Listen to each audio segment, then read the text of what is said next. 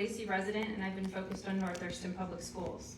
I strongly support young leaders, and tonight I'm here to support Julian, whom you've heard from earlier, who interestingly enough is the only Black person you've heard from thus far tonight.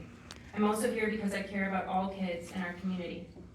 I see great opportunity for us to come together to solve big issues impacting schools across district lines.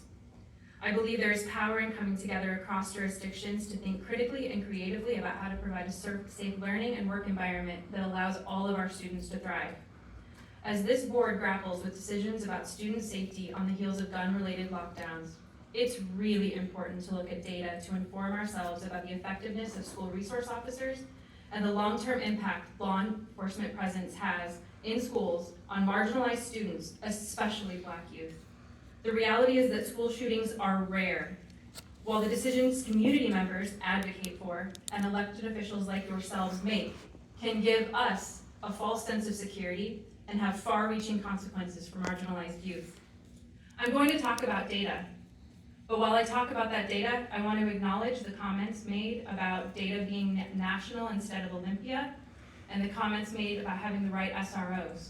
As I talk about this data, I want you to think about the fact that you pull your SROs from Olympia Police Department. Olympia Police Department a year ago was responsible for the murder of a mentally ill Black man named Timothy Green. You are asking your students of color to go to school with SROs pulled from OPD that was responsible for the murder of a Black man.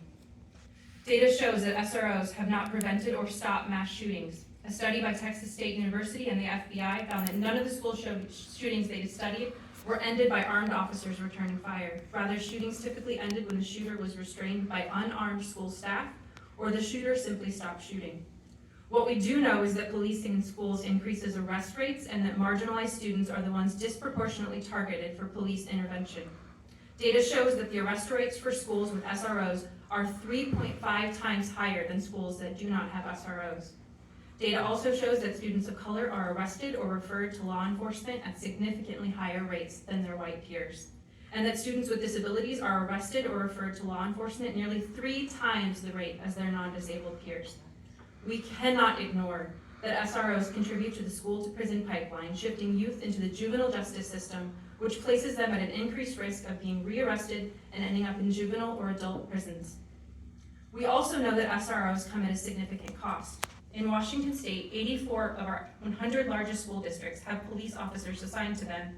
Schools pay on average $62,000 and up to $125,000 per full-time officer per year. A significant investment in a time of budget cuts to critical resources that do work.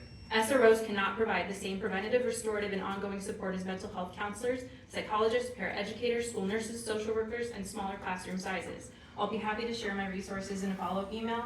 I challenge you to do number 4, have the skills, knowledge, and courage to identify and confront personal, systemic, and societal bias, the same thing that you're asking of your students. Thank you.